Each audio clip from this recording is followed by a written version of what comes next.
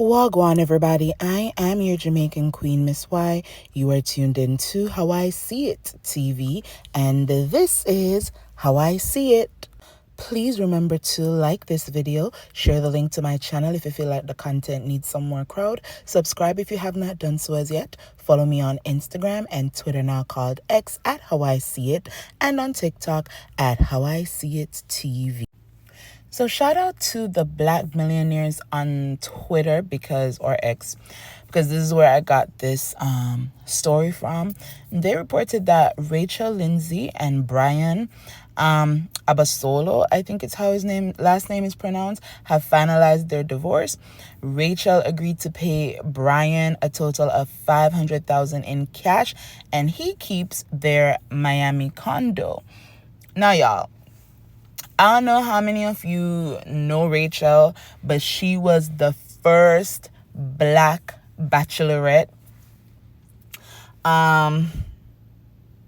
She's a lawyer, and their divorce has got a lot of people questioning why she did not have a prenup in place when they got married.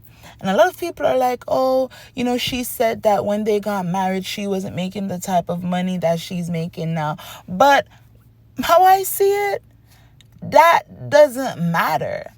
At the point in time that y'all got married, Rachel, you were a public figure. You were the first Black female bachelorette. So endorsements were going to come. People were going to want to talk to you. There were so many opportunities that came after the bachelorette. And I feel, Rachel, that as a lawyer, you should have prepared for it. And you should have ensured that you protected your future in the case that this marriage that came about from a TV show did not work out.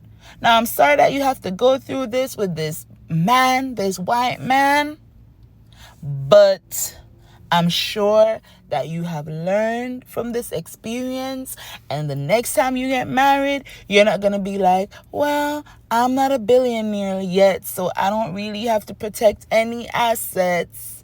And you go insane. In the event that a company I own becomes $1 billion company, let me make sure that this man can get his hands on it if this marriage doesn't work out and we got to get a divorce.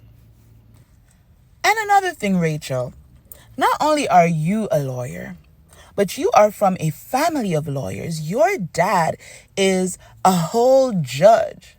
So you're telling me that none of the legal minds in your family told you that it would probably be in your best interest to have a prenup because this marriage is coming about from a reality show? Or is it that they probably did advise you to do a prenup and you decided against it? I might have to go and listen to your podcast, Rachel, to see if you have explained this, because I don't understand.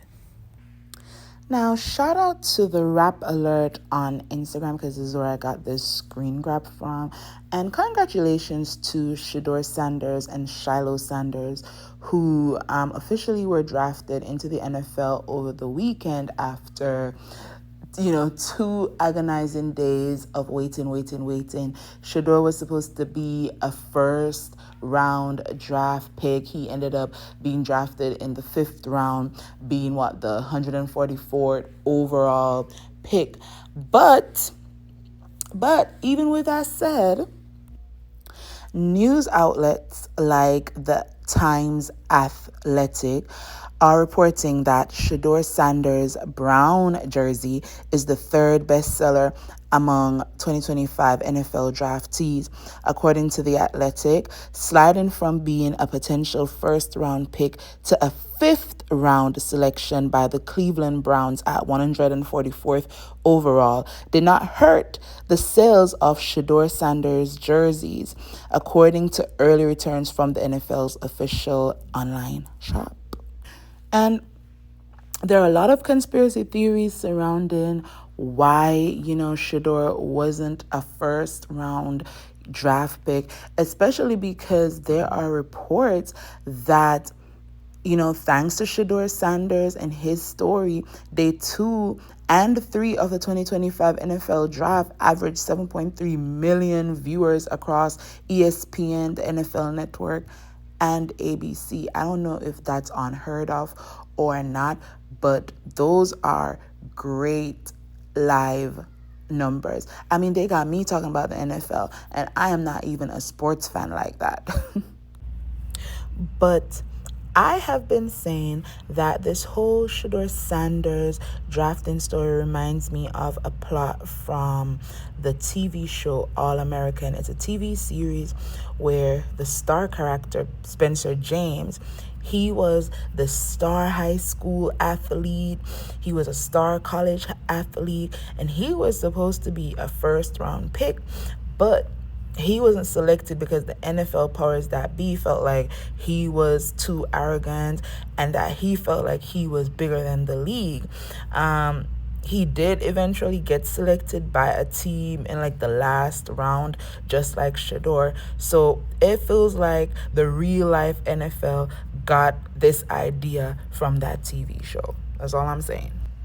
But how I see it, y'all, whether you believe the theories that this was just a marketing play by the NFL to get viewership up and to make their sponsors happy, or you believe that this was the NFL trying to humble, a black man because they felt like he was too loud, he was too arrogant, he was too confident, he feels like he's bigger than the league, they don't want to deal with his dad. Whatever you believe, at the end of the day, Shedeur is now part of the NFL. He's now on a team, and what matters going forward is how he shows up. What matters going forward is his work ethic and his performance on the big stage. So congrats to the whole Sanders family.